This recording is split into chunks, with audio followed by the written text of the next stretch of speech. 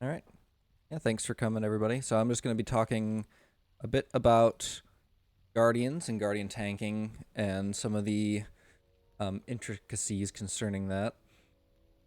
Um, just to get started, I'll do a brief overview of Guardians and Guardian tanking versus other classes, just because that is something I don't think every single person that might be interested in watching this would be aware of. So something that Guardians excel at with tanking is that they specialize in building high mitigations as well as being able to build threat on a lot of targets at once without even needing to use taunts. Also, their taunts last for twice as long as any other tank, which gives them a lot of usability for maintaining aggro on single target or large groups.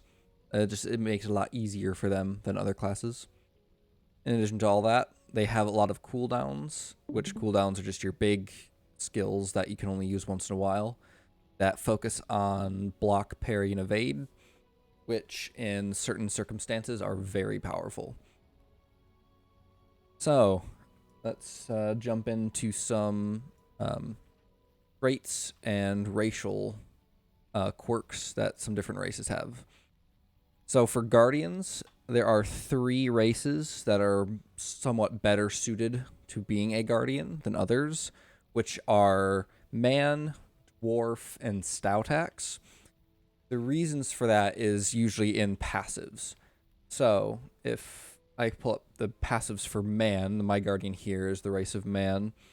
So you get there's a couple useless ones here, but this right here, easily inspired, you get plus 5% incoming healing as a man, which that just means that all heals that you receive are going to be 5% bigger, which is a very important thing for a tank who is taking a lot of damage and needs a lot of healing, especially in fights where your incoming healing is debuffed. Like the enemies make it so you have less incoming healing. This is a very good way to counter some of that.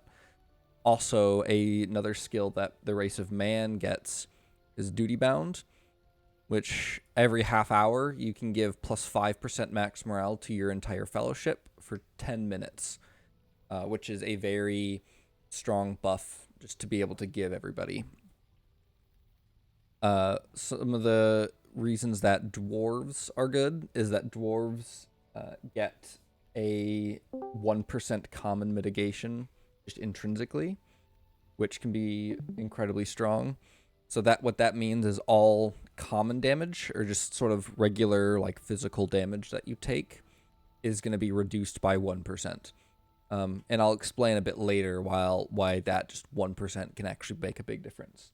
Stout axes also share that same passive. They also have some racial cooldowns, like dwarves can reduce all incoming damage that you receive by 50% for 10 seconds. So that is incredibly strong. Although you can only use it, I believe, once a half hour. But that is a much stronger racial skill than something that like Man has. Stout axes also have a skill like that, but it gives you plus 75% block chance for 10 seconds. 75% block chance will just basically make it so that you'll block every attack, because you'll have 10 to 15% block chance on your own. So that would get you to like 90% in most cases, which is going to block nearly every attack for that 10 seconds. Stout axes also have more mitigation against shadow damage and fire damage, which can be very strong, and especially in our current endgame meta where there is a lot of fire and shadow damage. So, past the races, let's quick talk about what is really important as far as stats go for Guardians, which will then lead us a bit into talking about trait trees and virtues. So, stat-wise, what Guardians really care about is you want to have a lot of morale, which is built out from vitality.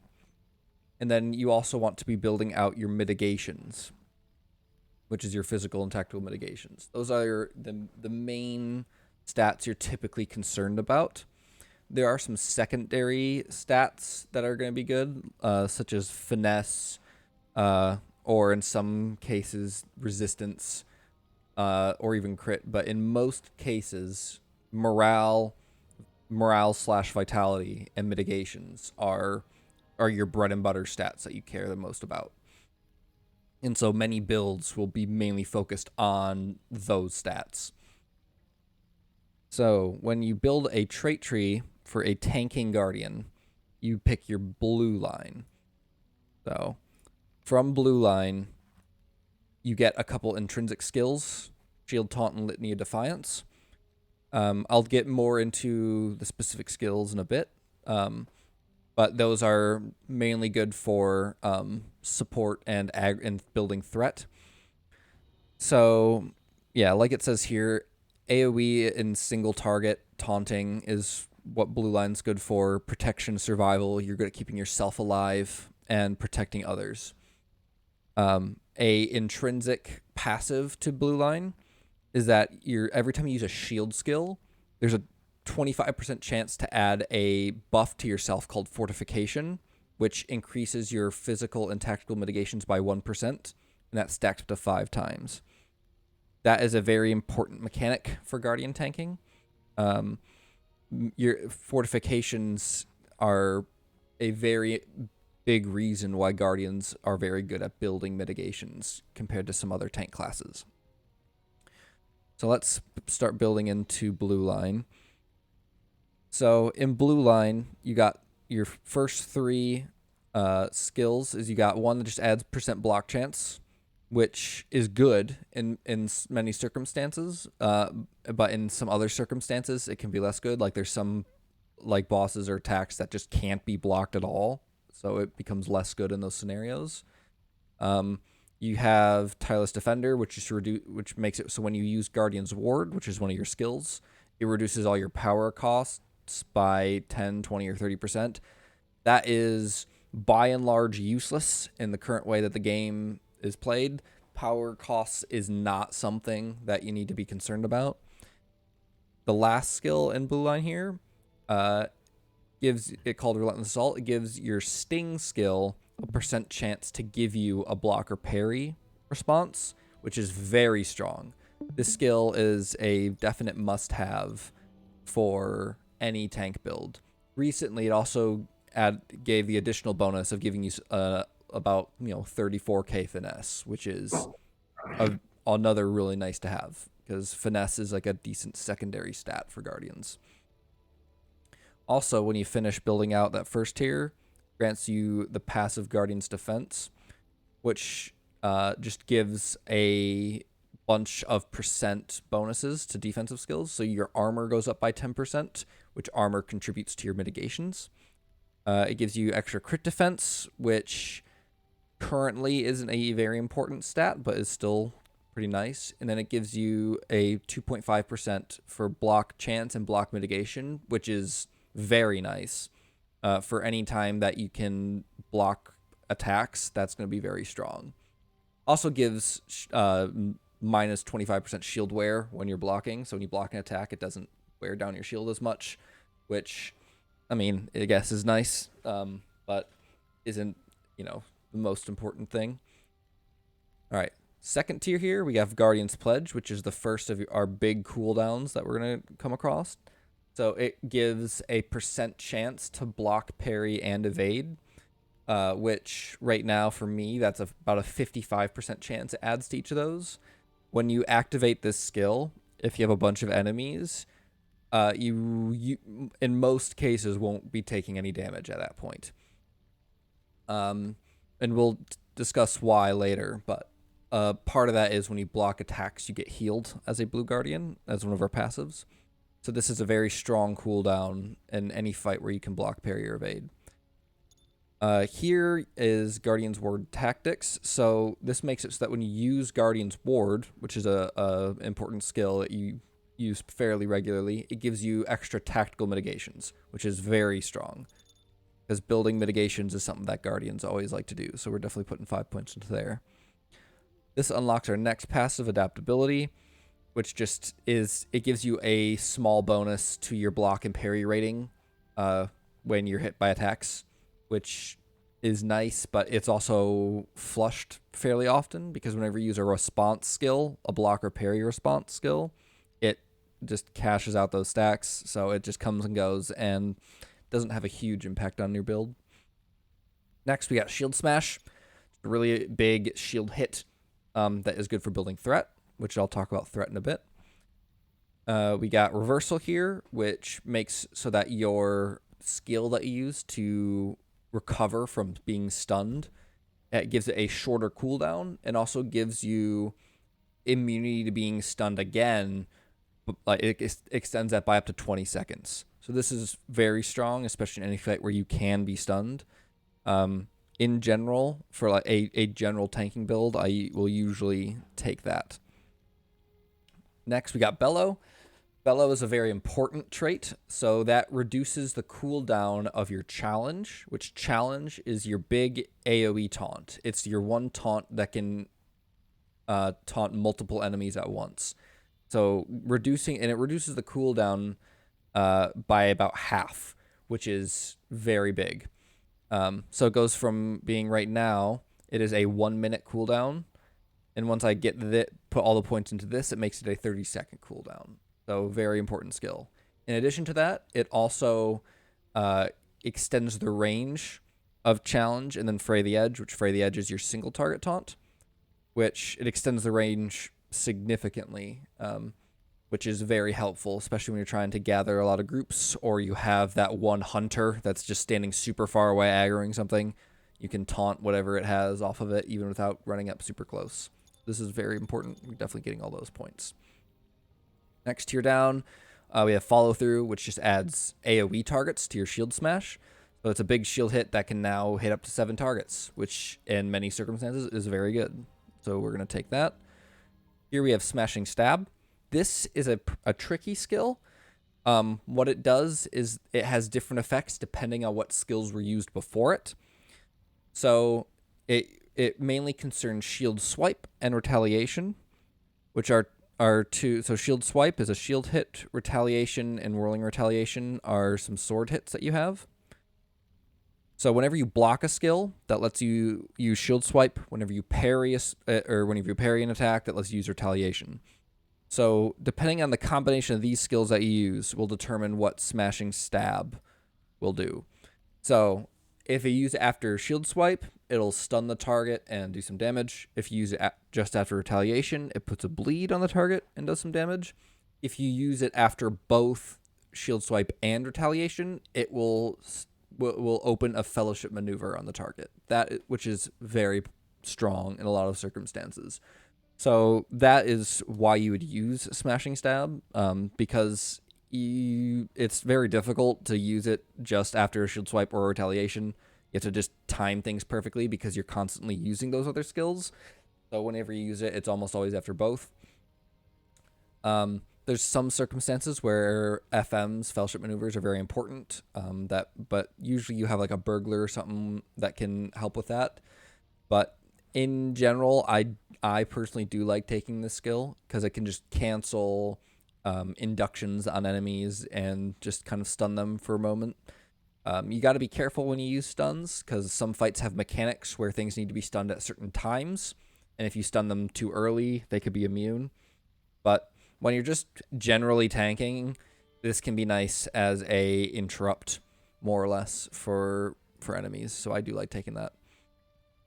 All right, next tier down.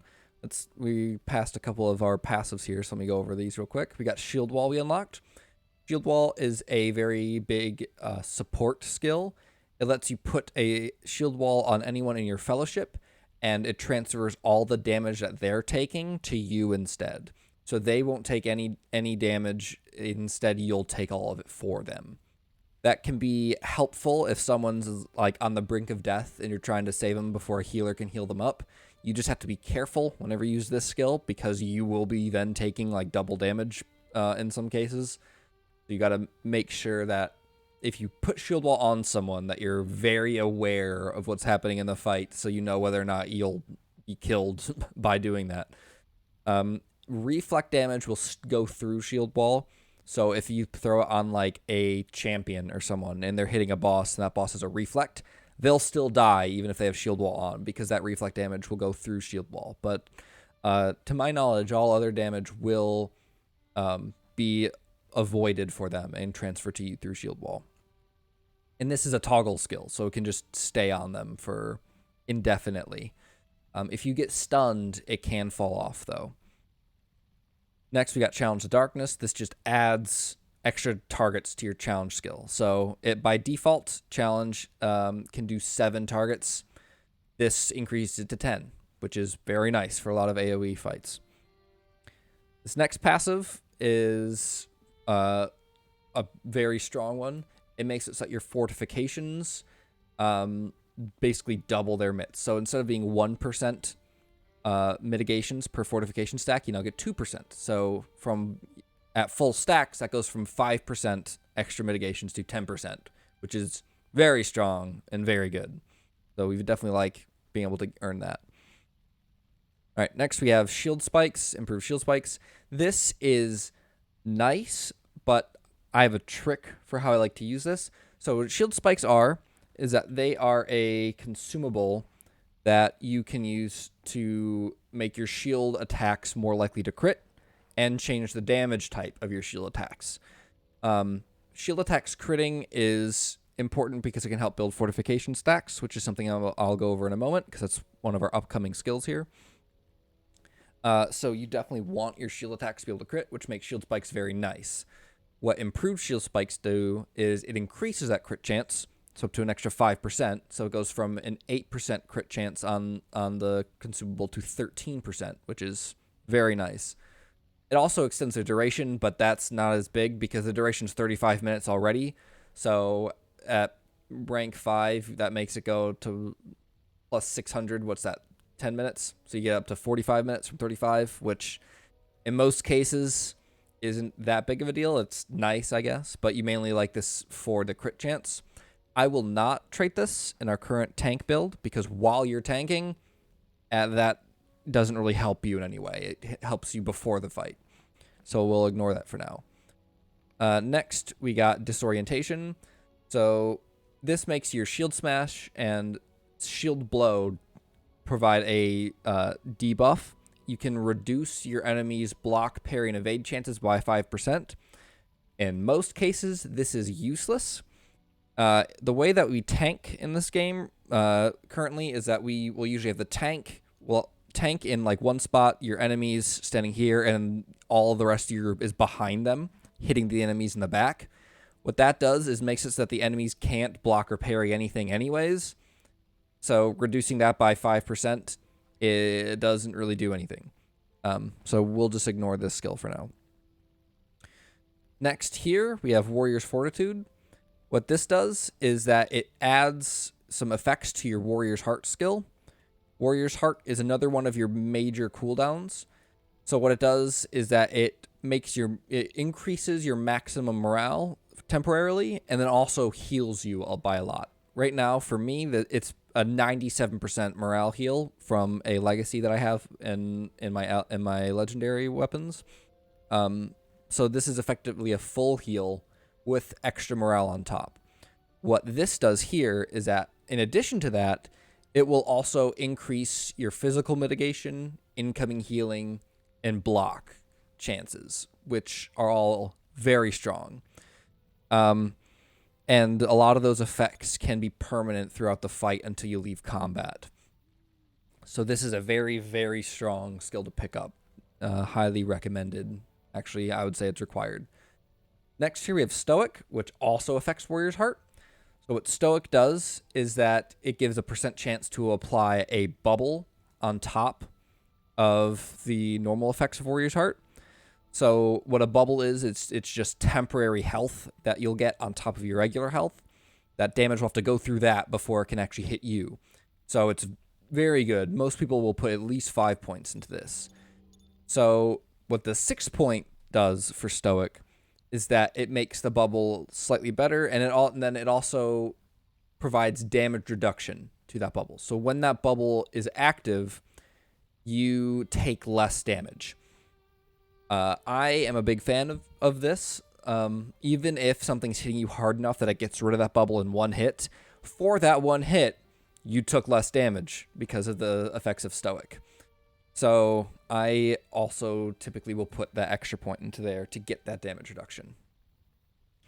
This unlocked our next passive, Bolstering Blocks. I mentioned this earlier, but what this is it makes it so that you restore health every time you block an attack, which is very important concerning many of our cooldowns that we're going to talk about. I used to know off the top of my head, I think it's somewhere around 0.5% of your full health every time you block. But it's very strong when you're able to block a lot of attacks, as I will demonstrate later. So very good passive to have. All right, next here we have Juggernaut. Juggernaut is another one of your big cooldowns. What Juggernaut does is it sets your block chance to 100%, which means that if attacks can be blocked, they will be blocked. That combines very strongly with Bolstering Blocks, so that every time you're blocking, you're also being healed. So in certain circumstances, this can act as a full heal skill. Very strong. Also, an additional perk of Juggernaut is that you can't be stunned or knocked down or anything while it's active, which can be quite nice. You don't usually use it for that, but it is, it's a nice benefit. And last in blue line here, we have Break Ranks. Break Ranks is arguably the Guardian's biggest support skill. What it does is once a minute, you can cash out your fortification stacks. So you'll go from 5 fortification stacks to 0, which reduces your mitigations. But for that, you give your entire raid extra 40% damage in the form of mastery. So their mastery will go up by 40%. And that lasts for 15 seconds. So that is very, very strong damage buff that you can give everyone in your fellowship once per minute. And even combined with other buffs, like Ancient Craft from Lore Masters and Oathbreaker's Shame from Red Captains, you can be very effectively boosting the damage of your entire raid. So this is a very important skill that is basically mandatory for any tanking Guardian. Now this brings us to our last passive over here, which is Shield the People. So it makes your shield skills twice as likely to give a fortification buff. So instead of being a 25% chance, it's now a 50% chance for a shield skill to apply a fortification buff. And then I think I missed it here somewhere, but another, I thought it was part of this, but I guess it was a part of a different passive, is whenever you crit with a shield skill, it will also apply a fortification stack. That's what makes shield spikes so good, is by adding crit chance to your shield skills, that adds a better chance of building fortification stacks, which building those stacks quickly is very good, especially when you're getting rid of them every time you use Break Ranks. You want to build those back up very quickly. All right, so that leads us through blue line. Red line has some helpful tank things, like right here, you can increase your parry chance, but in general, Guardian tanks will usually ignore red line. It's because it's mostly damage focused, and you don't really care about doing damage too much when you're a Guardian tank. So that brings us over here to yellow. These first two skills here are kind of useless. They only affect when you're in yellow line. So you can renew your debuffs on a target. Doesn't really do anything for a blue Guardian. This one lets you spread debuffs from your marked target to blue. It's another thing that just doesn't do anything if you're in blue. So we're going to ignore these for now. Here we add % incoming healing. Like I talked about earlier, this is very strong, so we're definitely going to get all these points. Extra 5% incoming healing makes all the heals hitting you that much stronger, which is very good. All right, next tier down, we have War Chant. War Chant is another sort of bread and butter skill you just use all the time as a Guardian tank. War Chant is a threat builder, which we'll talk about threat in a moment. But in addition to being a threat builder, it has a secondary advantage given to it by Demoralizing Anthem, so I'll cover that in a moment. But just to know now is that's a skill you use all the time. So we're definitely taking that. It also has the bonus of reducing damage by that the enemy does by 5%, which is nice. Here we have Numb Senses.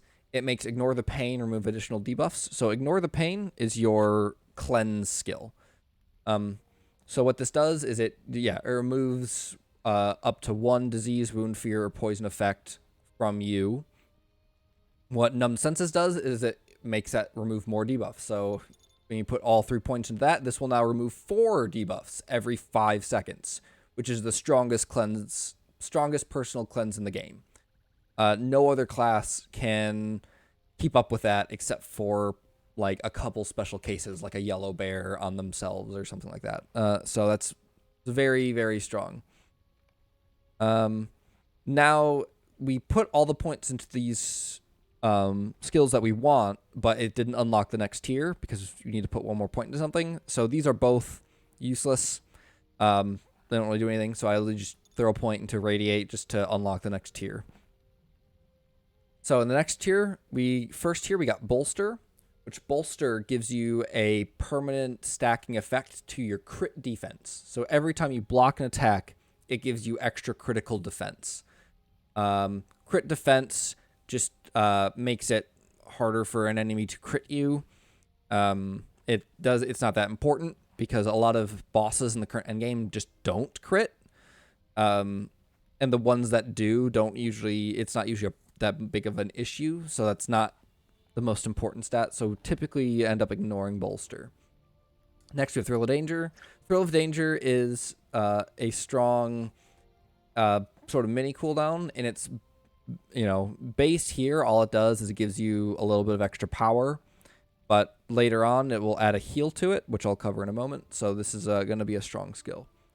Here we have Tenderize. Tenderize does a similar thing as Bolster, where it gives you a permanent effect. Every time you parry an attack, it increases your crit rating. So usually, this is what I'll take to unlock the next tier, just because I don't usually need crit defense, but adding extra crit rating can be pretty nice, especially because when you crit your shield skills, that gives you extra fortification stacks, which is just something that you definitely want to do. I'll usually put 4 points into that just to unlock the next tier. Demoralizing Anthem is a pretty important part of your war chant. So what it does is it increases war chant number of targets and the range of it.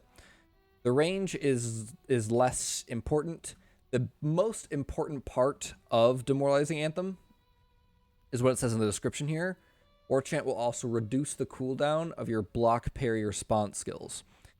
So this is pretty big. Like, this is the reason that you want to be spamming war chant in addition to building threat. Is you want to be reducing the cooldown of your response skills. So that includes skills that I haven't talked about yet, like Catch a Breath and Redirect, which I will talk about momentarily. But every rank you put into this is 1 extra second it reduces the cooldown. So 5 ranks in Demoralizing Anthem will reduce the cooldown of those skills by 5 seconds, which is very good. Like, you always want to put a lot of points into this. So we're going to put just 4 points in this for now, and move on to Redirect.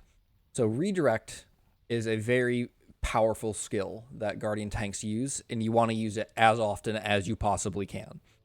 So Redirect, after you use Retaliation or Whirling Retaliation, which are your parry skills, that will then let you use Redirect.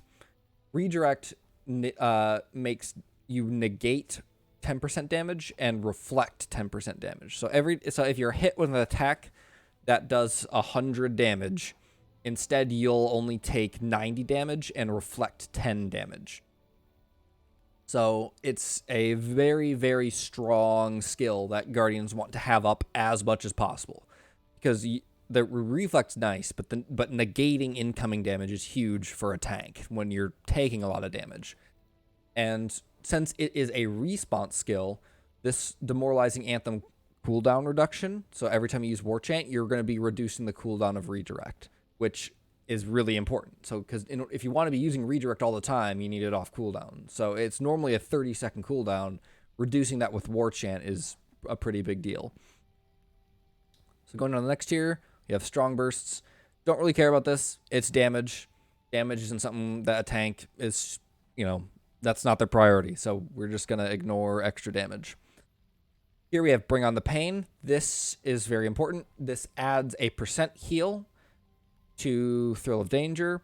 It gives Thrill of Danger up to 2.5% healing, like 2.5% of your max morale healed every time you're hit, which when you're tanking a lot of enemies is a pretty big deal. So I'm going to go ahead and take all the points into that skill. This next tier, we have Warrior's Fortitude. This won't do anything for us. This adds extra effects onto Warrior's Heart, just like Warrior's Fortitude from Blue Line does, but they don't stack. You can only use, only one of them can work.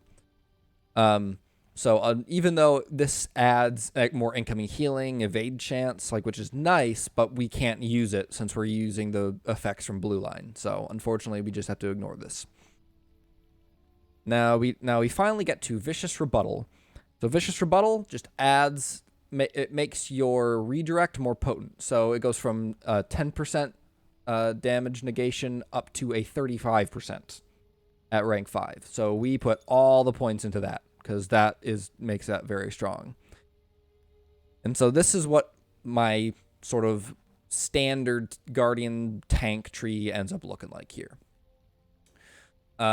So it's all just blue and yellow. We end up getting our main cooldowns, get Guardian's Pledge, Juggernaut, break ranks, which is pretty important. We get a redirect and all the redirect percentage from Yellow Line. Last thing associated with traits and passives that I missed somewhere, but basically when you're at 5 fortification stacks, any additional stacks you build just give an extra 2% mits to your entire raid. That's not stacking, that's just 1, but extra 2% mits to everyone in your raid is very good. So that's just another nice thing that we can get here. Up here it is in Shield of People. At 5 stacks, you'll provide a fellowship-wide mitigation buff. Yeah, so definitely good. So I'm going to go ahead and apply those changes. And now, let's go talk about virtues real quick, just while we're at the trait panel. So, virtues that we want will be ones that prioritize morale and ones that prioritize mitigations. So, the first one that I usually like to do is Fidelity, because it has both of those. It has a lot of tactical mitigations. It has a lot of vitality. Physical mitigations are slightly less important for PvE, at least, just because your physical mitigations are usually maxed out anyways. But yeah, so building Fidelity, I always recommend that one just because it touches on 2 of your most important stats. Next, I'll usually go for Loyalty. Loyalty adds a lot of health. It's the most morale that you'll get out of a single virtue by having a lot of upfront vitality, which for a Guardian, 1 vitality equals 4.8 morale. So 4k vitality is going to be roughly close to 20k morale. So Loyalty is going to be very strong. It also adds armor value, which adds more mits, because armor value is a 1-to-1 for physical mits, and 20% of your armor value is tactical mits. So a 1/5 of all your armor value contributes to tactical mits. So armor value is nice to have, and it gives incoming healing rating, which, like I've described earlier, just makes heals that hit you more potent, which is quite nice. So you usually get that as well. Next one, Honor. Honor is another one. It gives you a lot of morale and a lot of tactical mitigation. Right up our alley. That's exactly what we want to see. We usually build for Honor. So the next couple, so these 3, I would say every Guardian tank always wants these. Every tank always wants these 3. The next couple are somewhat variable. What I recommend is Fortitude, just because it's the next most morale you're going to get out of a virtue. Gives you an extra 12k morale at max rank here. It gives crit defense and resistance, which are, secondary or tertiary tanking stats that, can be nice, but not universally applicable. There's some fights where those stats just don't matter. But morale is always really good. So I say Fortitude. Last, we have a couple other options. If I usually save this 5th slot for more situational things. So another big one that we haven't talked about yet is tolerance. Tolerance adds a bunch of mitigation. So you get a lot of tactical mitigation. You get some resistance and then some physical mitigation. The tactical mitigation is mainly the reason you go for tolerance. So if there's a fight where you really need to build extra tactical mitigations, if there's a lot of damage that goes against your tactical mitigations, tolerance is the natural choice to pick here. Sometimes you don't care as much about tactical mitigations. You just got all the other traits. You just care about having a lot of morale. Like most of the damage hitting you is just physical damage, so that's not as important. In which case, I'll actually go for wit. Wit adds a lot of finesse. And finesse is an important secondary stat for a tank. Because what finesse does is makes it so that less of your attacks are resisted or blocked or evaded or anything like that. It makes your attacks hit more often. And that's pretty important for a Guardian just because you want to do things like build fortification stacks. And if your shield hits don't connect, then you're not building fortifications. Or you want to build threat on things by hitting them with War Chant. Well, if they resist it, then it doesn't help you. So that's why finesse is a pretty important secondary stat. Can I chime in here? Sure, what's up? Yeah, on Cabby especially, I think your interrupt is a kick. And you definitely don't want your interrupt skill to get blocked or parried. That's true. However, in the latest or one of the more recent updates, they made it so that the interrupt skills on tanks can't be BPE'd anymore. Like they're just automatically hit. Which is actually on Cappy tanks, finesse is almost useless now. It's very situational whether you want finesse on a Cappy tank. Guard tanks are a bit different just because you use War Chant so much to build threat. So you want your War Chant to land. There's a couple fights where you're very reliant on War Chant, such as Bloody Threshold, Boss 2. Guardians will use War Chant to get initial aggro regularly, so you usually need a lot of finesse for that. So in general, I actually will go for wit for a lot of general tanking builds. If you don't want tolerance for tech mits, you don't want wit, another option that I'll sometimes use is charity. If there's a fight that wants that resistance is good. So for instance, Shelob does a web attack on everyone that lets you drop it gives you a poison and makes you drop a puddle and makes you really slow. You can resist that. So if I'm Shelob tanking, I don't need finesse. Tac mits are nice, but instead I'll just get like charity, or actually I'll usually substitute like fortitude so I can get tac mits and that resistance. But that's very situational. In general, this is what my normal blue line tends to look like. If it's a fight where I need tac mits, I'll just swap intolerance for wit. But this is usually what my blue line virtues will look like. All right, so that is traits done and dusted. I want to quick go over some skills, and then I'm going to get into some more examples, I guess, of tanking and ways to tank certain groups. So let's start by talking about threat and aggro real quick, because that affects a lot of the skills that we use. So what aggro is aggro is the term we use for what the boss's focus is on. So if you have like a hunter in your group and the boss is focused on that hunter has aggro of the boss. What a tank's job is to hold that aggro. You want everything to be focused on you and away from everyone else. You are the damage sponge. You're taking all the hits so no one else has to, and you're sitting there and surviving. So holding aggro is very important. There are a couple ways of holding aggro, first of which are your taunts. What taunts do is they are force attacks. So they force the enemy to aggro onto you. They force that focus onto you. Something special about taunts from tank classes is that you have a threat multiplier. So when you taunt something, you copy like the amount of aggro that it had on someone else to yourself and multiply it. So that is touched upon by threat, which I'm going to also quickly explain here. So what threat is threat is what determines aggro. So whoever has the most threat has aggro. Threat is built by doing damage, by healing. So that's why a lot of times damage is usually the biggest source of threat. So that's why like DPS, like a hunter or a champion or like a warden, those classes will tend to have aggro the most often because they're building all that threat from their damage. What a tank needs to do is you basically need to out-threat your DPS classes, basically, and healers too, to some extent.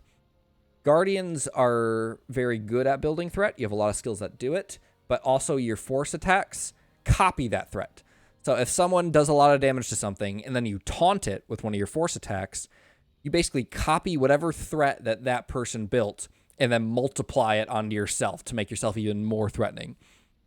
I don't actually know what that exact multiplier is, but for a rough example, if someone did 100 damage to a target, which caused them to have 100 threat built up, and then you taunt, then say you'd have, say, 200 threat on you from taunting that. You'd take that 100 threat from your ally and then like multiply it onto yourself to become even more threatening. So that is a really strong reason why your force attacks are so good at holding aggro, is because you're copying that threat.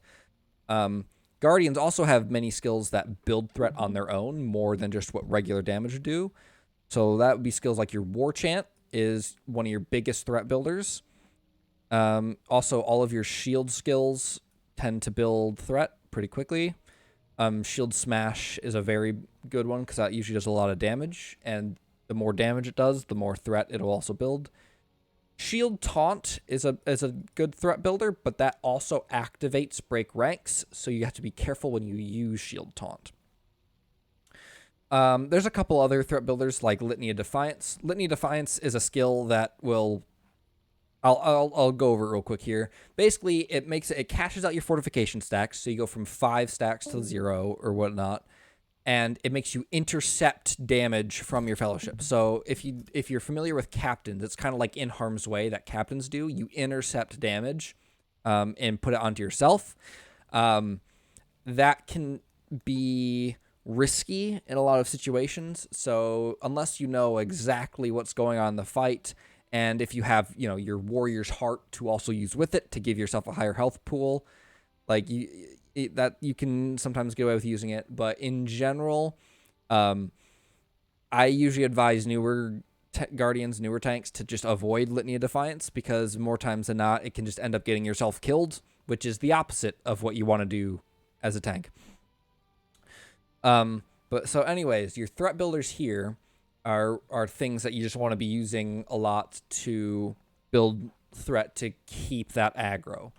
Another important thing with building aggro is that you want to wait to use taunts until after damage has been done.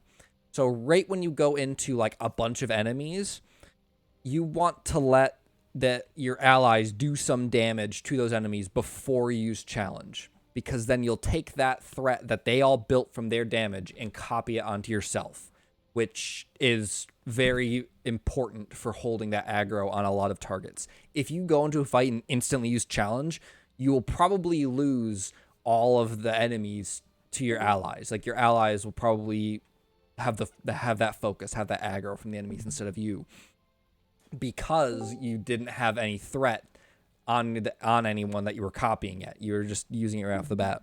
So that's for all tanks in general. You always want to hold off on your AoE taunt until like after a couple seconds of damage, because in most cases your DPS aren't gonna just instantly die after being hit for a few seconds. So you can let them build up that damage and then instantly copy it. If you're really worried, you can put shield wall on your biggest DPSer for that couple seconds before you taunt them all away. So that's the threat and aggro and your threat builders. Your taunts are these 3 skills here. You have Fray the Edge, Engage, and Challenge. So Fray the Edge and Engage are single target. So just it makes one enemy attack you, and you transfer the threat for just that one enemy. Challenge is your AoE, so you can hit multiple targets with it. Fray the Edge has a very long range, it's 50 meters, so you can taunt things from very far, and it has a short cooldown of just 10 seconds. And as a Guardian, you have a legacy that makes your taunts last for 10 seconds.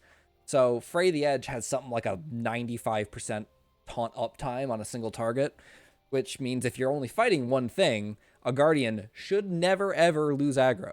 If you're a Guardian and you're losing aggro on one target, that means you're just not using your skills. So a Guardian is the easiest class in the game to hold aggro on a single target because you can potentially do it with just one skill. Engage is another good one, except Engage is melee range, so it's only a 4.7 meter range, and it has a 30-second cooldown. It has a run speed debuff, but like we don't really care about that because most things are immune to it anyways. And you mainly just saving the skill as an actual taunt.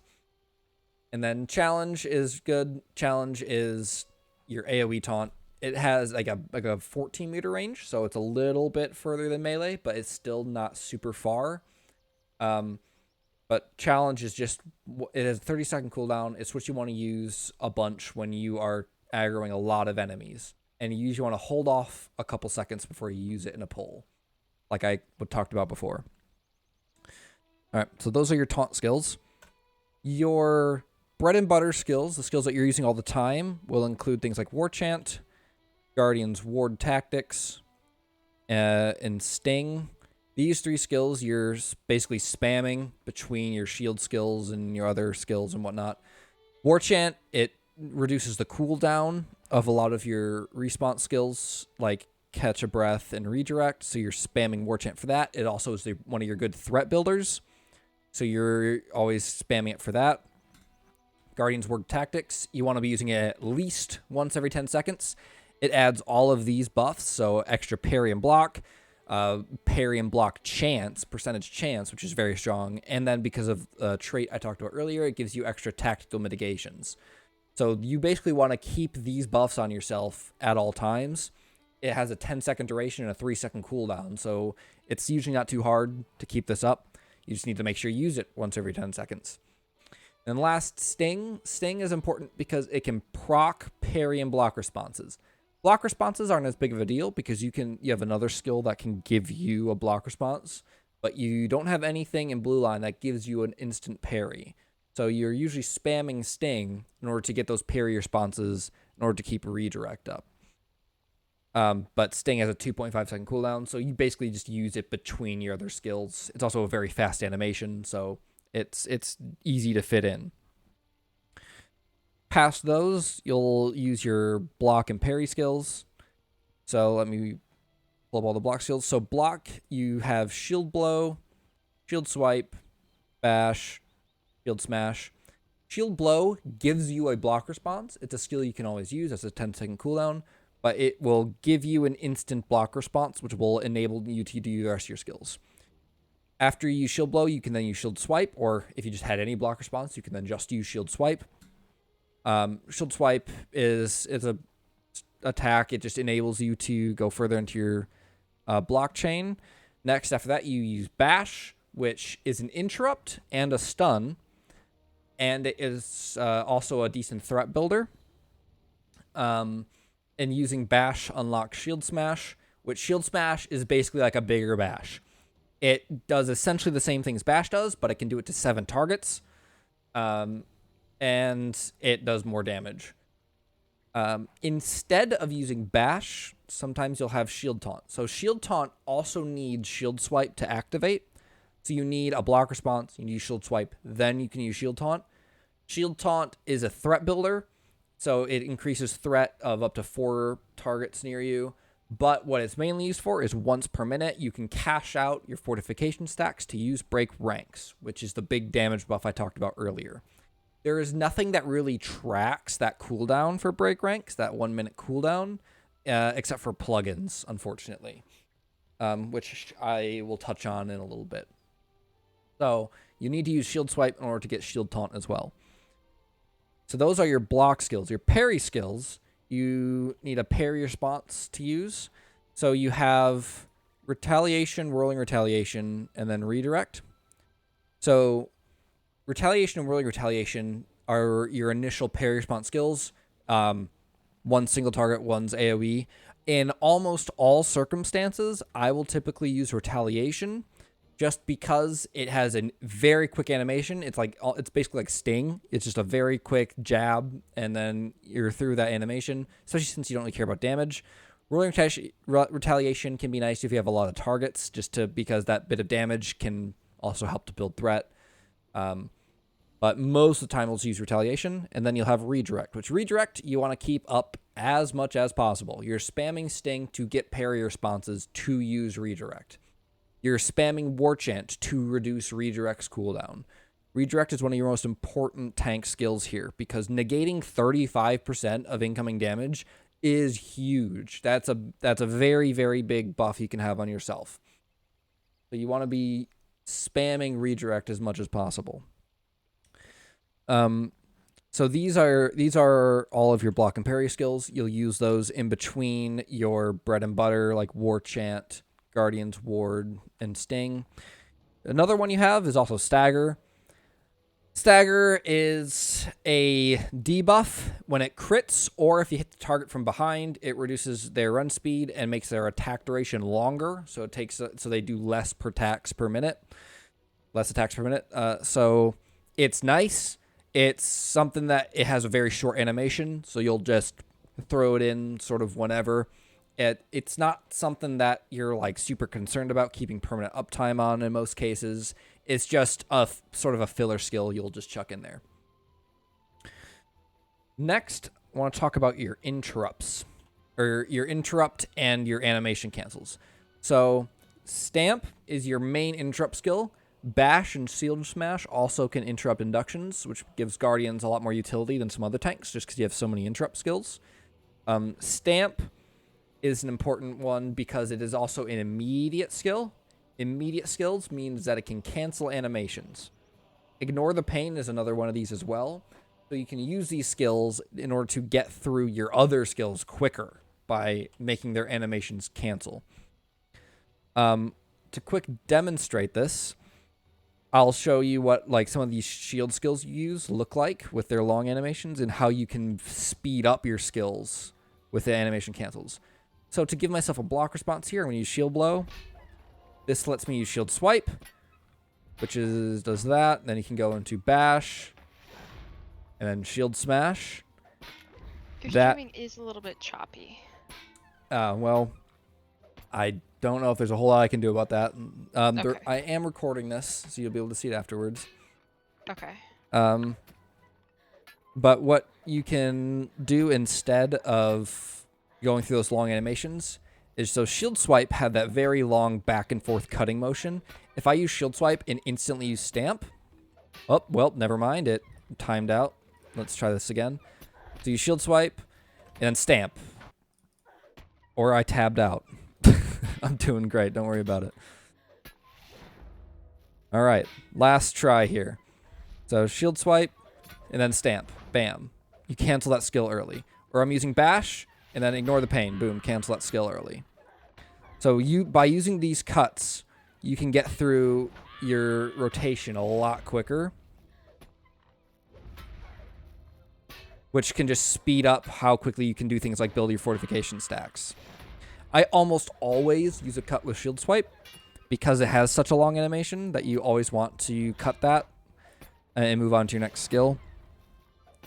And one of the main points of, other than just being nice to get more skills out quick, is being able to build your fortification stacks quicker is pretty important. So you have your fortification stacks. You say you want to use break ranks. So I have 5 stacks. I use Shield Taunt. That gives the break ranks buff. But now I'm at 0 fortification stacks, which reduced my mitts by a lot. So I want to build those back up quick. So let me just, quick get through these skills as fast as I can. Whoops. That's the problem with being a clicker. You click wrong skills sometimes. But you want to just start spamming your shield skills to get back up to 5 fortification stacks, and then you're sitting pretty here. Oh, okay. I see that, Bear Friend. Thanks for that hint there. Real quick, I'm going to see if I can switch my stream so you guys can see a little bit better.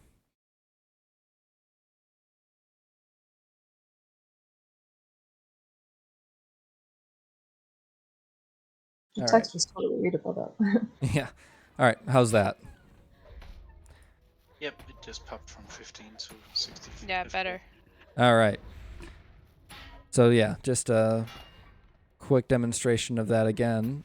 If I stop lagging, it's all right. So you can animation cancel. Just do shield swipe straight into a stamp, or you can also use ignore the pain as another cancel. Any skill that is immediate can be used as a cancel, which those are the main two you want to use for that.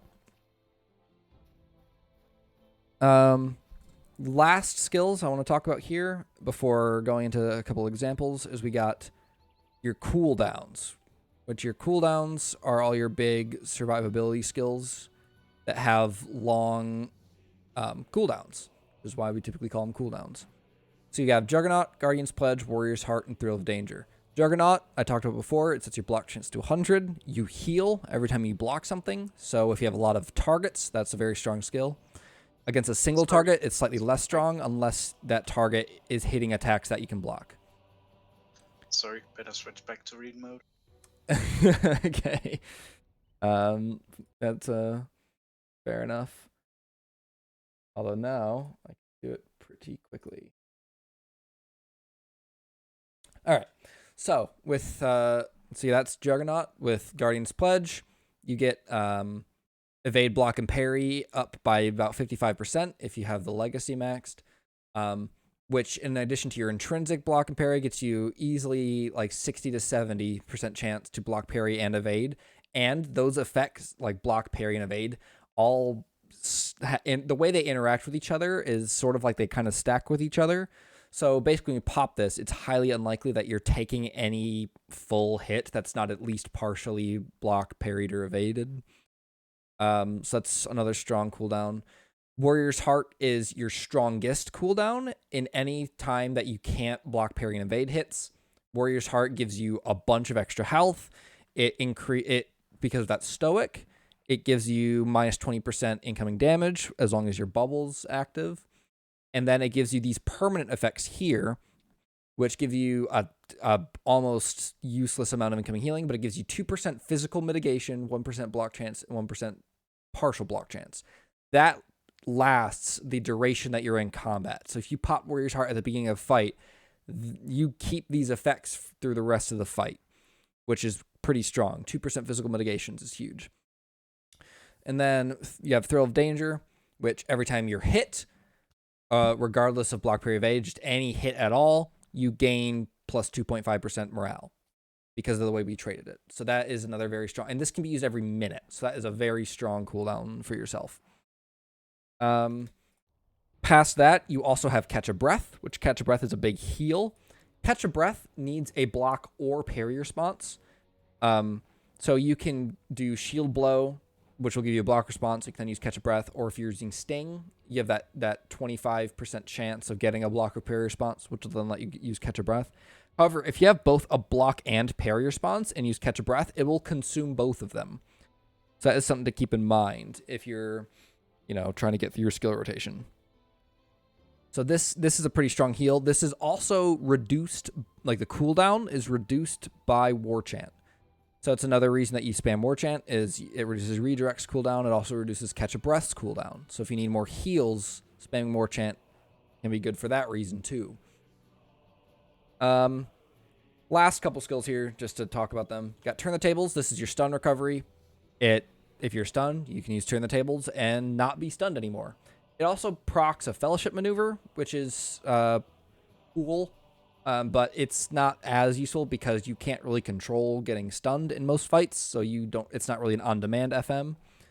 But it also gives you 24 seconds of combat state immunity, which is basically as if an LM used their, you know, stun immunity skill on you. Like, you just give it to yourself, which is very strong.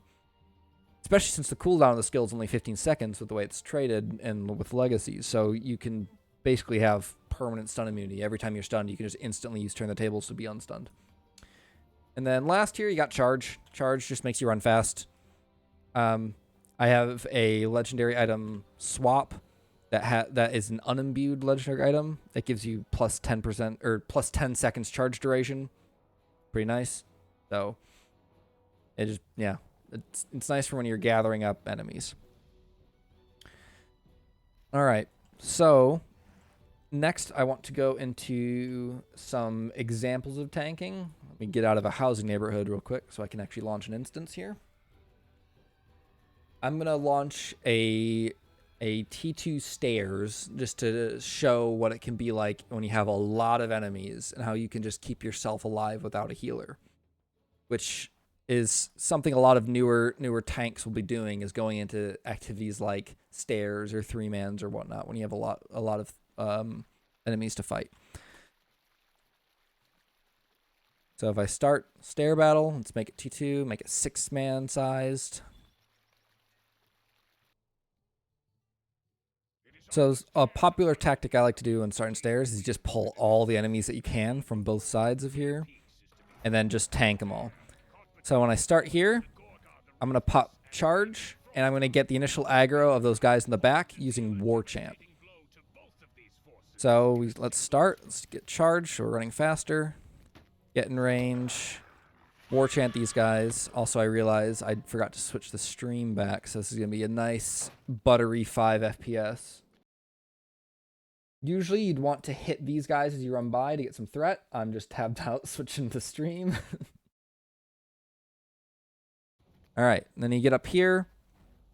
Against all these enemies, you throw another War Chant, and you pop Thrill of Danger. So now, every time you get hit, you're healing for 2.5%. Get your redirect up. By now, your DPSer should have caught up, so now you can use your AoE Taunt, use Challenge, and I'm going to pop Guardian's Pledge. So now I'm evading a lot of hits, and every time I block, I'm healing up. I'm still going through my shield skills here. I'm building up my fortifications. Let me make sure I get my Guardian's Ward tactics up. Get redirect going. My pledge just fell off, so I'm going to let my health drop a bit. Once my health gets a little bit lower, let's pop a Catch a Breath. Heal back up. Keep on tanking. Keep spamming War Chant. Now I'm letting my health drop this low. I'm going to pop Juggernaut. Now this should full heal me by just blocking all the attacks from all these enemies. So I can still just keep going, keep doing my shield skills. Keep using War Chant to get my skills off of cooldown quicker. And my health is starting to drop again. This time I'm going to use Warrior's Heart. That will give me the buff for extra physical mitigations that will last throughout combat. It's right here. And so it's like you're doing your job here, right? You're just sitting here, you're surviving. It's your DPSer's job to kill everything. You're just sitting here making sure you're not dying while holding all the aggro. I'll usually throw a challenge off of cooldown. Let's see, I'm starting to get low here. Let's pop another Catch a Breath. And then we can pop Thrill of Danger and start healing back up. All the while, trying to keep that redirect uptime, using War Chant off cooldown. Something I've been doing a bit poorly here is you usually want to keep your Guardian's Ward tactics. I'll usually select either like a Defiler or a Captain or something so that when I'm using my shield skills, I can just hopefully interrupt them. All right, now I pop Guardian's Pledge because it's off cooldown. And we'll start healing up a bit that way.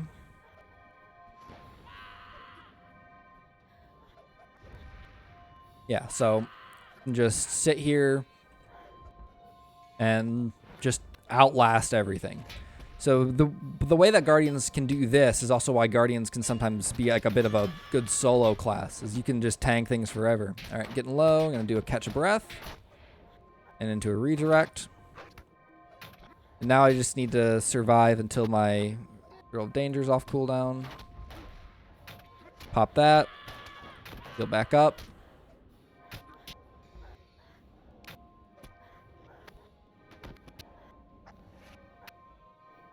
All right. So you guys get the picture. By cycling your cooldowns like this, you can survive quite a while. Depending on what the activity is, you can survive indefinitely. Let's pop a Juggernaut. Another tip that I have for your cooldowns is some of them you want to wait. Like, you want to let your health get low. Unless you're expecting like a big hit from a boss, you'll let your health drop below half before popping a cooldown. So like something like, you know, Juggernaut or like Warrior's Heart, I'll let my health get down to like below 15% even before popping that. If you're expecting a big hit from an enemy, you'll usually want to pop that quicker. But if you're not expecting a big hit, you can let your health get really low. Like, let's watch here. I'm going to let my health dip down below, all the way down. Yep, and then let's do Warrior's Heart. Now I'm at full health again and ready to keep going.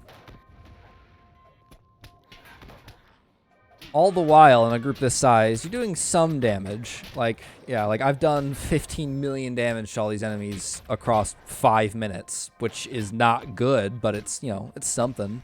But damage is also not your main focus, so you're not too worried about that. All right. Now, while I'm just sitting here fighting these guys, the last thing I want to talk about today is legendary items and gear, and where you can get some pretty decent tanking gear for the level cap. I wish I brought a champ with me to just kill these guys and get out of combat. Because when you want to die, you find it to be harder. Alright, while these guys kill me, let me start pulling up some legendary weapons and talking about some of the legacies on them. So let's start with your imbued sword here. So some of the legacies that you want on a sword like this will be ones that affect your cooldowns and some of your bread and butter skills. So here, Vitality, that's just a filler skill, but we have turn the tables cooldown, so that reduces the cooldown of your stun immunity skill, your stun recovery, by 15 seconds. Really, really nice to have. Definitely pick that up. I have bash damage. That's just help because bash is a big threat builder. So it's nice to pick up skills that help your shield skills like that. Warrior's Heart max morale. That just makes it so that when you use Warrior's Heart, the maximum morale that it gives you is higher. Nice to have. Stamp cooldown. Stamp is one of your big animation cancel, interrupt, bread and butter skills. You're using Stamp constantly. Reducing the cooldown by 10 seconds is very, very nice. Definitely a required pickup there.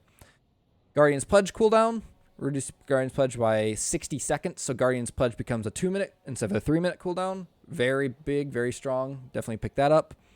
Retaliation damage doesn't really matter. It's just sort of thrown in there. And then area effect skill damage. That affects, you know, some of your AoE skills I didn't really talk about, like Vexing Blow and Sweeping Cut. I didn't talk about these because I barely ever use them when tanking. They don't really add too much threat over what things like, you know, War Chant's going to add, and they don't do a lot of damage either. But area effect is also Shield Smash is an area effect skill. Other legacy options that you can do that I just don't usually, there's a lot of damage options, but like you can pick up things like Shield Swipe Crit. It's more like critical rating, just doesn't really add much at all. So I'll usually just opt for just getting like some straight Vitality there instead. Almost all these other ones are just damage, which you don't really care about in Blue Line. All damages to you is a way to build threat better, and none of these skills are particularly good ones for that. That's what I'll use for my sword. For the legacy or for the relics, yeah, like I have like a tactical mitigation relic, vitality, striking rune just for damage, and then the crafted is a big one here. Is you want the divisive protection, gives you a lot of extra mits.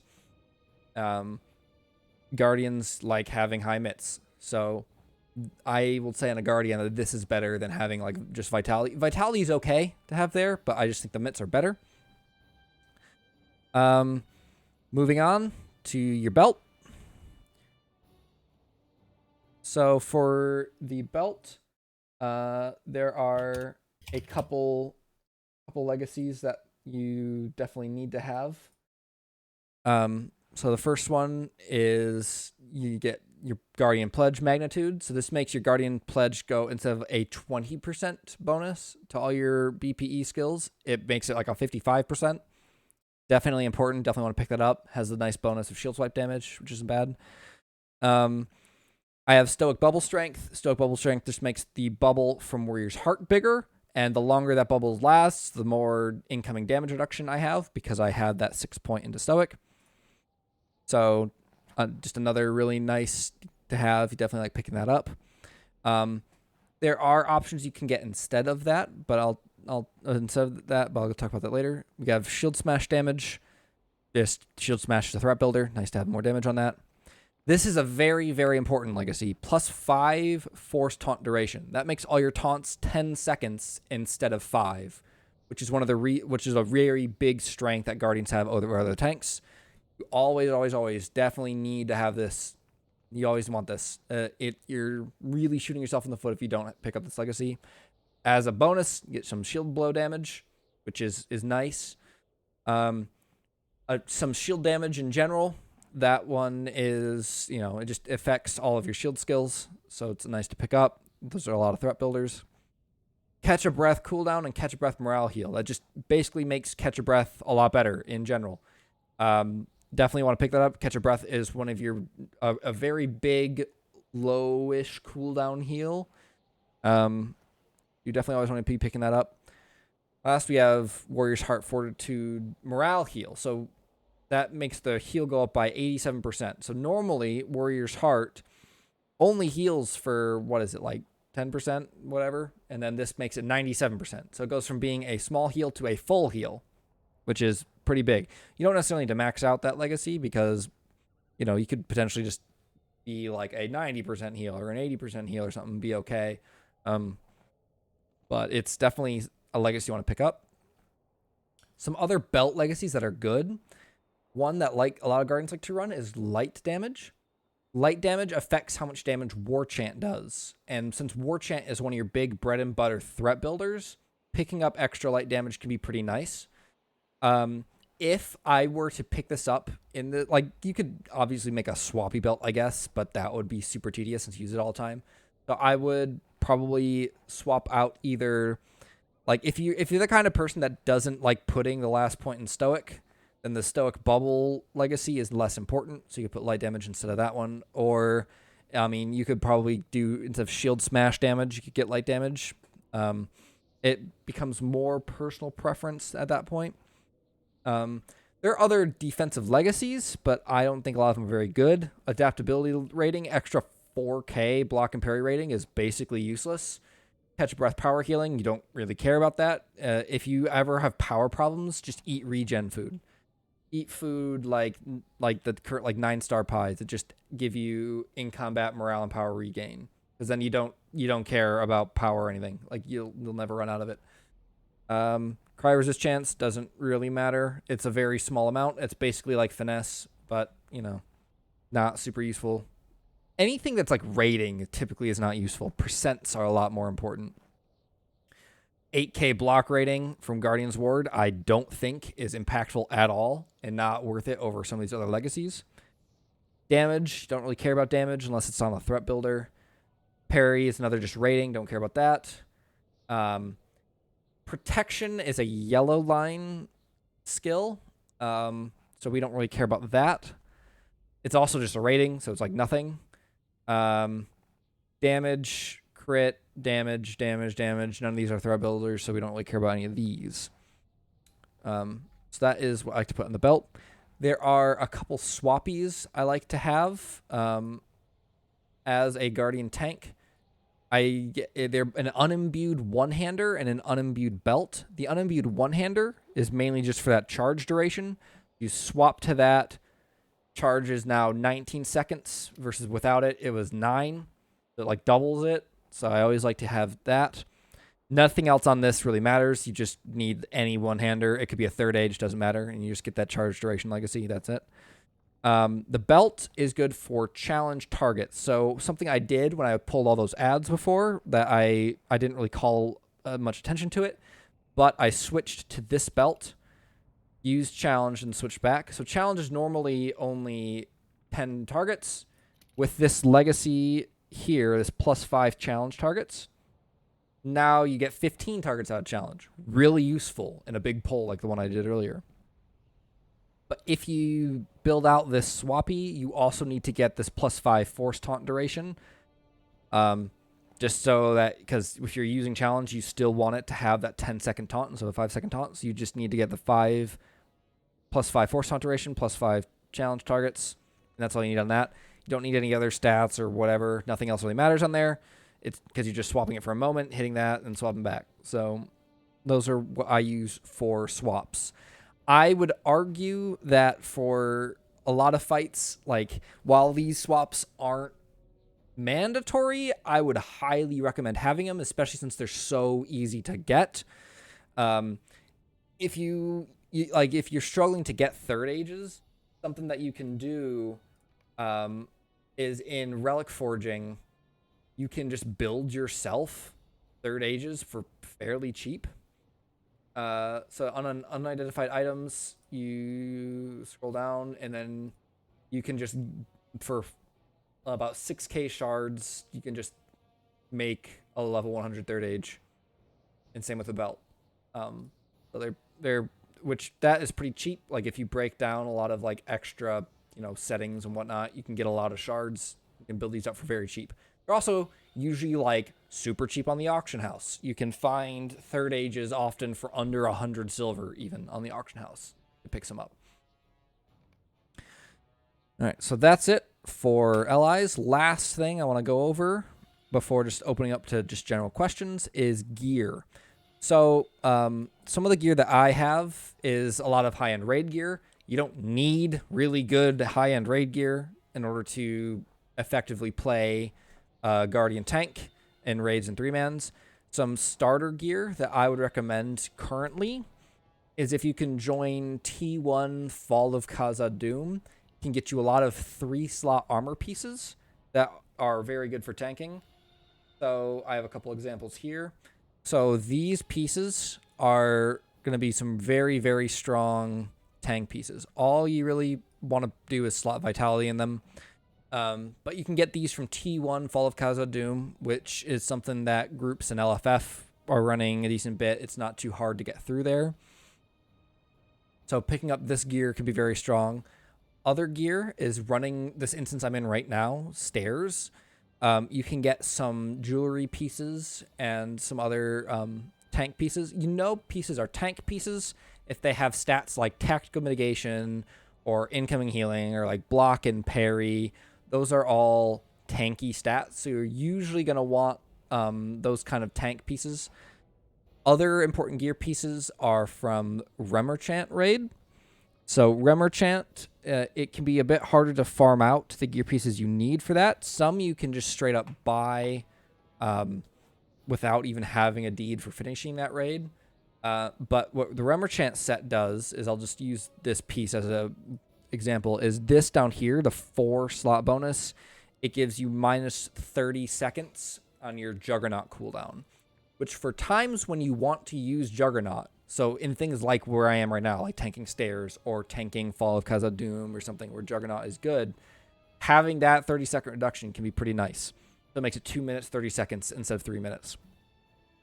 So you get that from having 4 pieces of the Remerchant armor. What I'm wearing is the Greater Remerchant armor, which is upgraded from running a couple other instances called Woe and Aggaroth. So Woe the Willow, Agroth, the Narrow Delve. You get tokens from there that lets you upgrade your Remo pieces. And that can give you this 3 set bonus, which it gives you extra mitigations. Very strong. Other sets is if you run T2 Fall of Khazad-dûm, you can build out sets to get more mitigations. Like the set that I'd recommend for that would be this one, which gives you, if you have these gloves and cloak, you get extra 3% physical mitigations, which is incredibly strong. You'll notice these are agility pieces, but that doesn't really matter.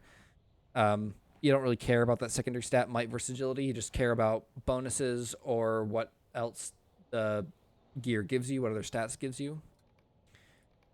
Another thing that's going on right now that's during the Farmer's Fair is Thrang, which drops this pocket item. This pocket item, it gives you a lot of mitigations and a lot of health, which is very strong. Get your hands on one. I highly recommend it. Some of your other gear, you have your shield and bow. You get those from an Adventurer's Quartermaster. You just get the teal box of adventure gear of weaponry. Gets you your shield and bow. I'd recommend these particular ones. Bow's really strong, gives you fate and tactical mitigation. Having that fate on the bow there, it basically gets rid of your power problems by itself. On your shield, you know, you just want the defensive one, the one that has mitts on it, tactical mitigation, vitality, all that kind of stuff. Last, like easily acquirable gear will be earrings. You can get earrings from running an instance that we call Shadow King or SK. I think it's something Chamber of Shadows. This one right here, Eskad Mazal. These earrings give you a set bonus of extra mitigations, which is very good. And there's a lot of people that can run that. It's just a 3-man instance and usually takes, I don't know, 15 minutes to get through it all. Much faster with a much stronger group. And you just farm that out in tier 3 or higher. Usually tier 4 is the most common one people will run to get these earrings. Let's see. Other thing I haven't touched on is essences. So there's a couple trigger essences, is what they're called.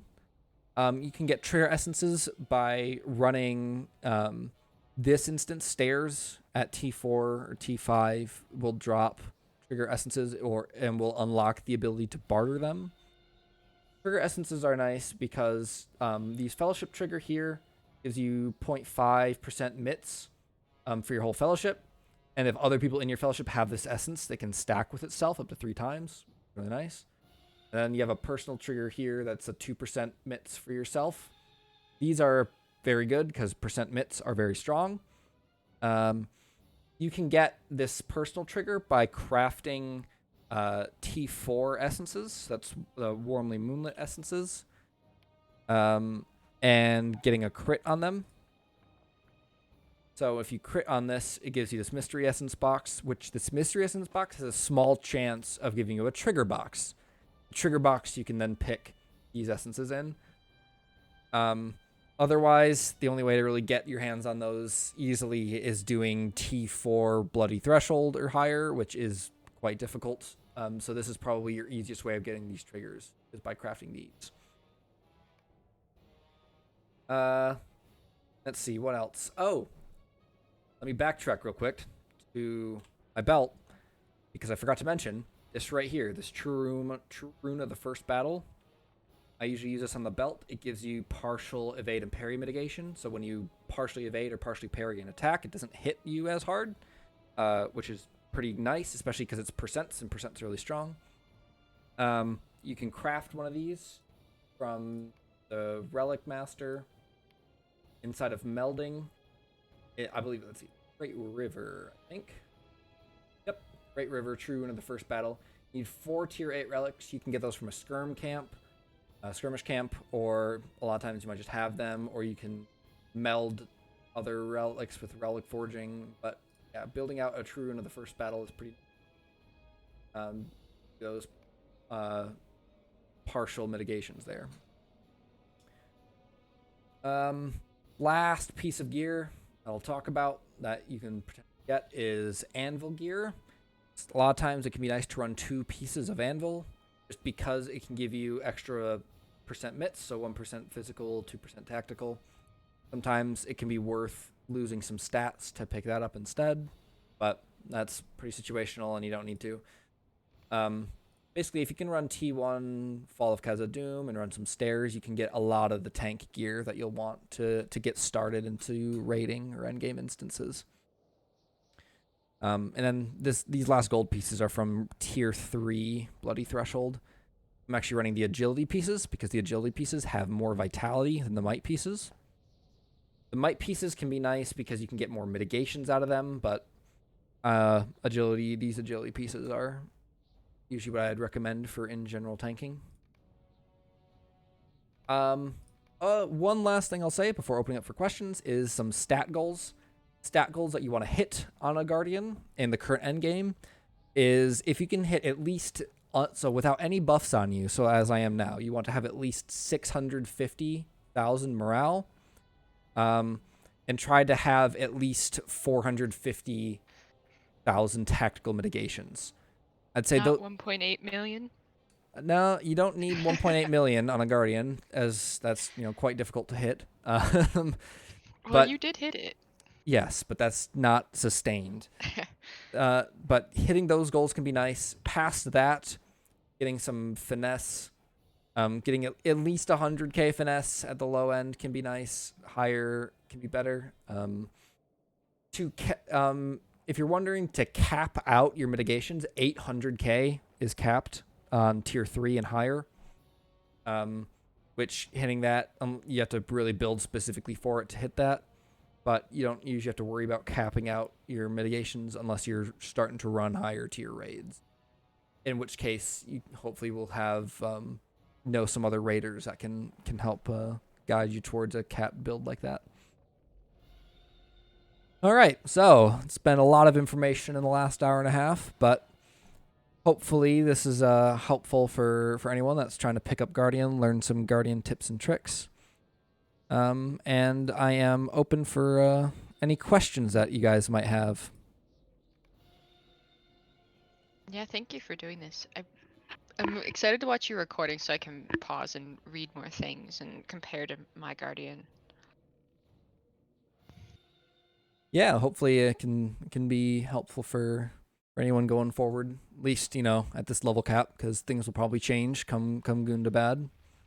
But as it stands now, this should be some relevant info. It was definitely helpful. Thank you very much. Yes, thank you. It's something to shoot for, that's for sure. Yeah. It was a great presentation. Thank you, Range. Yep. You are going to post this so that we can go back and look at this again, correct? Yep. I'll be posting the full recording onto YouTube, and I'll post a link into this Discord once I have it up.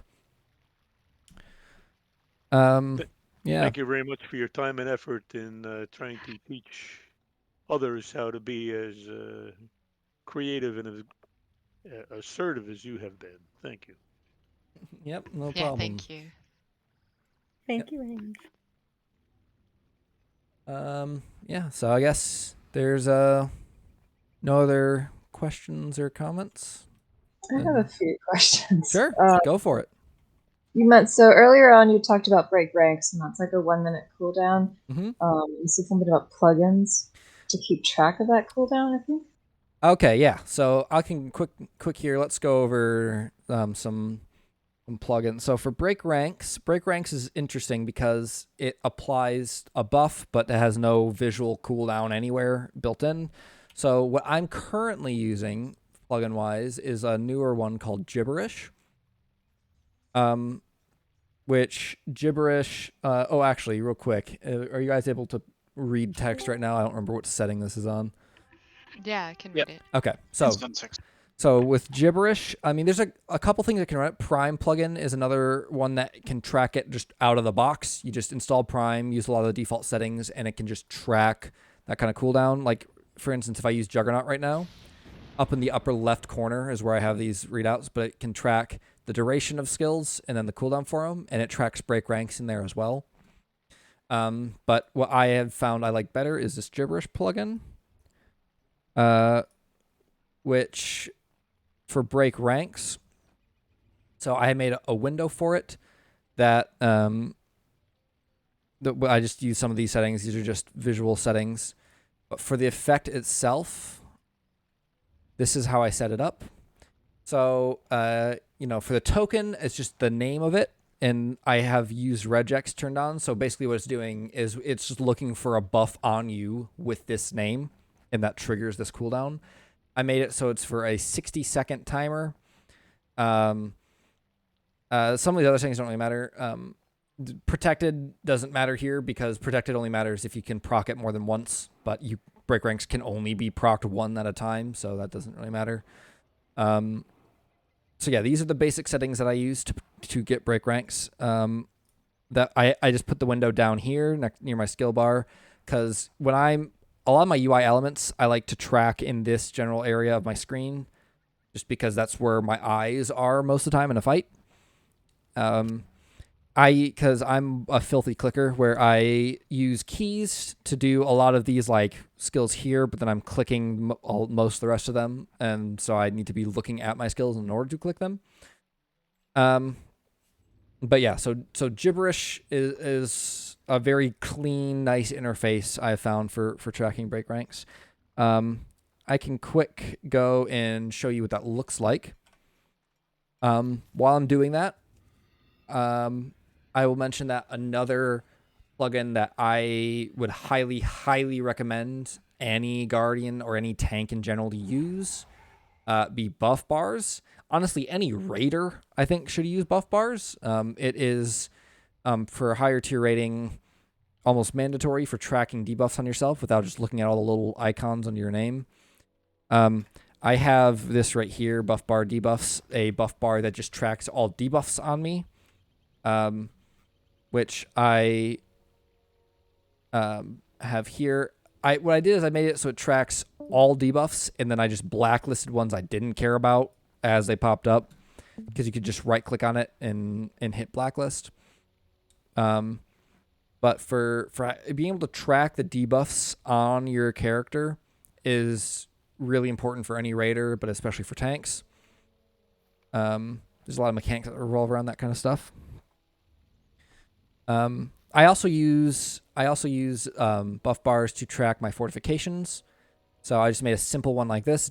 It just tracks my fortification buff, which I have placed right here on my screen. So I mean, fortifications it's not too bad. It'll just look at your vitals to see it because it has a number in the buff itself to know how many fortifications you have built. But I still liked having it here. So like right now I have 1 stack, 2 stacks. Waiting for a block. 4 stacks. And nope, still 4 stacks. So this is where like shield spikes can come in handy. Just because shield spikes give your shield skills a higher chance to crit. And when they crit, they just automatically give you a stack. There we go. So now we're at 5 fortification stacks. At 5 stacks, do shield swipe. And then let's do shield taunt. And there's break ranks. So the break rank's actual buff I have tracked here in addition to some other buffs, but the cooldown is right here with gibberish.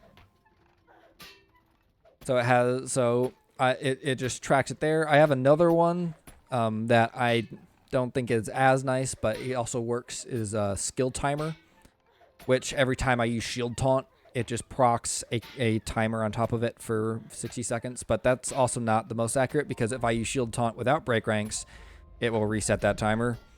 So that's why it's not my favorite. I really prefer the way that gibberish or prime, like up here in the upper left corner, prime's tracking it right now. So those I find are the much more preferred ways of tracking those. Yeah, I have buff bars I use all over the place. I track buff bars for Guardian's Ward there. I track my taunts with buff bars plus combat analysis. So right here, I have my force attack duration. It's 10 seconds. You can also track force attacks pretty easily with something like skill timers by setting up a timer for 10 seconds every time you use the skill. I just like the way that this outputted it. It's a little bit more complicated to get that working. So I put in here with these settings to do for challenge, and then here's the force attack settings. I can see it like this. I just have all my force attacks in there. I have the duration because I'll last 10 seconds on the Guardian. And then I track this inside of Buffbars here with just a trigger that sees the words force attack that takes it from combat analysis. And then that is what I have that tracks here. And so no matter which taunt I use, it will just refresh that force attack cooldown or duration there for that buff bar.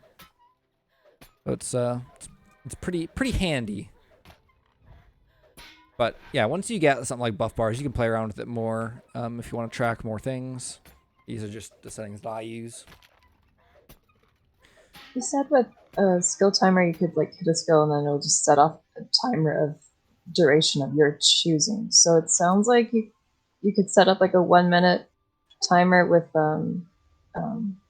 in order to just keep track of the break ranks cooldown, maybe, and then yes. The downside is that break ranks is triggered by a shield taunt, so that works as long as you never use shield taunt other than for break ranks. But shield taunt can be nice for AoE threat generation. So sometimes I'll use it outside of just that, because that is what I have. Like the numbers on top of the shield taunt skill that were there, that is the skill timer that we're talking about. So it's like if I just use it, it will pop that minute cooldown up, even though like break ranks isn't there. So that's kind of why I liked having Gibberish or Prime, just because it tracks the buff itself versus the trigger for the buff. But like skill timer definitely can just work. Like especially it's like, yeah, if you know like I'm never gonna use shield taunt other than for break ranks, then it works perfectly. Because like yeah, it's like a second and a half off because it has to go through the animation before the timer starts, but it does the job for sure. And yeah, right here is how I have that set up for shield taunt. okay. Sounds like a workable. Honestly, I took a look at Prime and it was like, I'm not sure how I'm going to set this up on Gibberish too. So for Prime, something that I'd recommend is just go through, because Prime has become a lot more user friendly lately. If I pull up the option, there's somewhere an option that lets you do the first time setup. I was going to show this first time setup, but in the first time setup, it has like a lot of default things you can just like spam click through, and then all the elements are there, including like that timer. And then you can just move them around on the screen, like wherever you want to put them. So it can be nice, but especially it's like Prime is really good for a lot of other things, and then on top of it can track break ranks.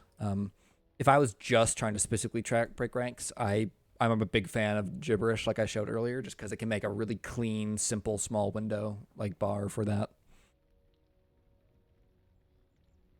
But yeah, any other questions about plugins or gear or skills or anything else?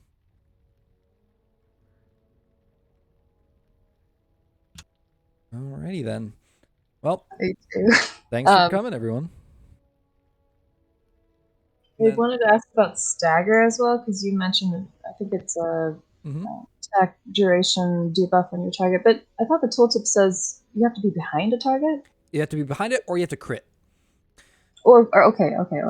However, it works if a boss or something turns around to do a mechanic on someone, it works. So like Shelob, if she turns around to rub someone, you can stagger, it'll go off. The Balrog, if he turns around to put an eye on someone, you can hit stagger and it'll go off. So like the bosses will put their back to you a fair bit, so you can get stagger off if you want. It's just, it doesn't often do a lot for a lot of bosses, because like the attack duration or run speed just like don't work on bosses. Staggers are really good like PvP debuff, but for PvE it's just like you just sort of spam that skill as a filler. Okay, great. Thank you. You mentioned that you don't use abilities like sweep and cut often in your rotation. But how is it that skills like that don't generate as much threat as, let's say, a shield response? Because these generate, like, built into them, they generate more threat. They do, so these just do damage, and that damage builds threat. This does damage and does threat, and then on top of that builds extra threat. Oh, okay. So okay. that's what makes these, like, the threat builders talk about, like War Chant and Bash and Shield Smash and Shield Taunt. Like, they all, like, just, they build threat on top of things. One indicator of building threat. So if you look at the target, on top of its head will be like 3 arrows. A lot of the times that, like, indicate if you have, like, threat being built. Or I guess it's not doing it on the target dummy. But a lot of times, like, you can have threat being built in a visual way like that. Yeah, I used to think those were all forced attacks when I first started off. Yeah, that's just like threat building, which, I mean, a Guardian can out threat build a DPSer. Like, if you're getting a lot of big hits with, like, Shield Smash, you're spamming War Chant, it's like you can keep threat from a DPS without a force attack. It's just a lot more difficult. Versus, like, a Captain's screwed. A Captain can use force attacks and that's it. Like, they don't have threat builders like a Guardian does. They can try to get some healing threat, but it's a lot more difficult. So that's like timing your AoE taunt on a Captain by, like, letting other damage happen and then taunting is a lot more important than a Guardian. It's still, like, a lot easier if you time your taunt right on a Guardian, but you have your other threat builders on top of that. Go inside so this guy stops beating me up.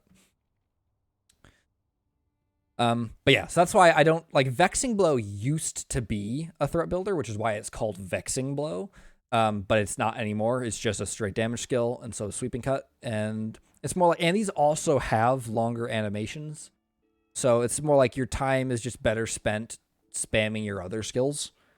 So going through your shield rotation, getting redirect up, spamming War Chant, using Guardian's Ward, spamming Sting, even throwing a Stagger, like, all of that takes up most of your time. There's not a lot of extra that you can do for Vexing Blow and Sweeping Cut.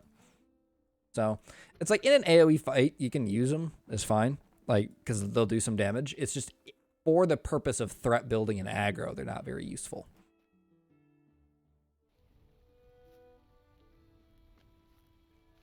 All right, anything else?